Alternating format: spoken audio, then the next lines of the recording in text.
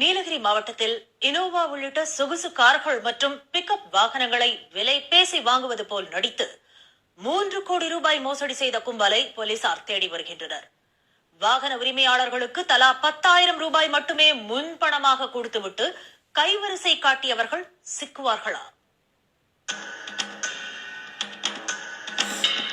நீலகிரி மாவட்டத்தில் சொகுசு வாகனங்கள் மற்றும் பிக்கப் வாகனங்களை விலைக்கு வாங்குவதாக கூறி 3 கோடி ரூபாய் மோசடி நடந்துள்ளது. நீலகிரி மாவட்டத்தில் உள்ள உதகை, கூடலூர், குன்னூர், கோத்தகிரி, குந்தா, பந்தலூர் ஆகிய 6 தாலுகாக்கள் உள்ளன. இங்கு கடந்த ஓராண்டுக்கு மேலாக பழைய வாகனங்களை விற்பனை செய்பவரை குறிவைத்து மோசடி நடக்கிறது என்பது புகார். வாகனங்களை விற்பனை செய்ய முன் வருபவர்களிடம் வெறும் அட்வான்ஸ் மட்டுமே கொடுத்து வாகனத்தை வாங்கிச் செல்வோர் அவற்றை பின்னரும் பணத்தை கொடுக்காமல் ஏமாற்றும் செயல் தொடர்கதையாகி வருகிறது. அதனால் பாதிக்கப்பட்ட 50க்கும் மேற்பட்டோர் உதகையில் உள்ள மாவட்ட ஆட்சித்தலைவர் அலுவலகத்திற்கு வந்து புகார் அளித்தனர். தாங்கள் ஏமாற்றப்பட்டது குறித்து கண்ணீர் விட்டு கதறி அழுத காட்சி அங்கிருந்தோரை கண்கலங்க செய்தது.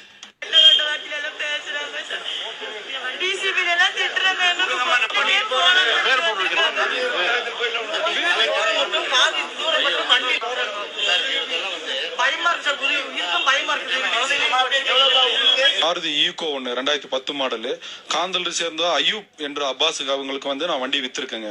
அவர் வந்து 2,30,000 ரூபாய் விலை பேசி 30,000 ரூபாய் பணம் கொடுத்து வண்டி எடுத்துட்டு போயிட்டாங்க. 2 லட்சம் ரூபாய்க்கு வந்து 10 நாள் டைம் போட்டு அக்ரிமெண்ட் போட்டு வண்டி எடுத்துட்டு போயிட்டாப்ல. என் வண்டி எடுத்துட்டு போய் 10 மாசம் ஆச்சுங்க. 10 மாசம் ஆகி நான் பணம் கேட்க போனா எங்களை அவங்க வந்து கொலை மிரட்டல் விடுறாங்க. 5-6 பேர் சேர்ந்து கொலை மிரட்டல் விடுறாங்க.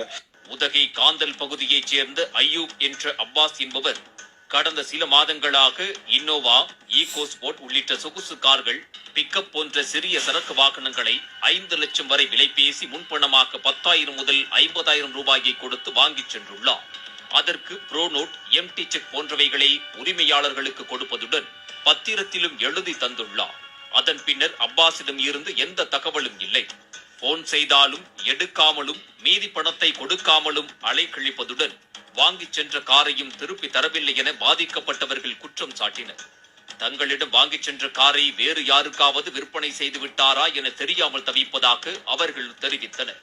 இது என்ன ஒரு நூதன திருட்டு மாதிரி தான். நிறைய டீலர்ஸே ஏமாத்திருக்காங்க. ஒரு 97 வண்டிக்கு பக்கம் நான் தான் ஒருத்தன் தான் ஏமாந்தாரு பார்த்தா ஏகப்பட்ட பேர் ஏமாந்துருக்காங்க.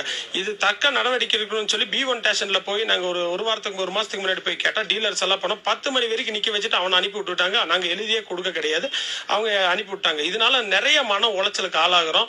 நிறைய டீலர் தொழிலே செய்ய முடியலைங்க. யாரை நம்பி தொழில் செய்ய முடியும்? திடீர்னு நாங்க குழந்தை குட்டியை வச்சு வட்டிக்கு வாங்கி வச்சு சேட்டுக்கெல்லாம் நாங்க பணம் கொடுக்கணும். சேட்டு வந்து வீட்டு வாசல் நினைக்கிறீங்க வண்டியை திருடிட்டு போயிடுறாங்க. நூதனமா திருடுறாங்க சார்.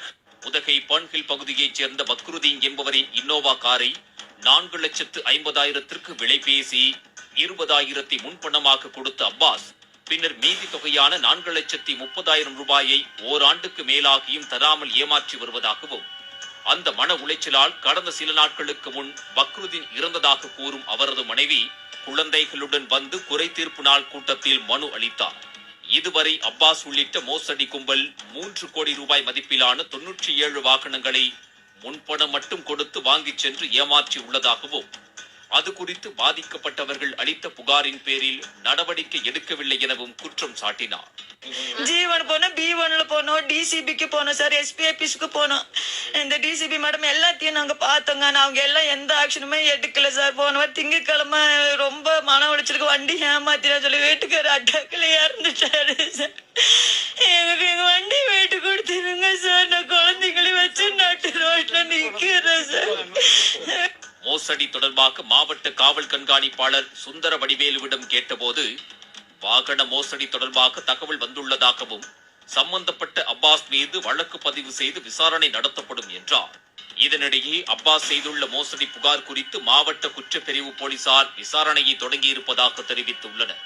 புகாருக்கு உள்ளான அப்பாஸை தொடர்பு கொண்டு கருத்தை அறிய முயன்ற போது அவரது செல்போன் சுவிட்ச் ஆஃப் செய்யப்பட்டிருந்தது. மயிலாடுதுறை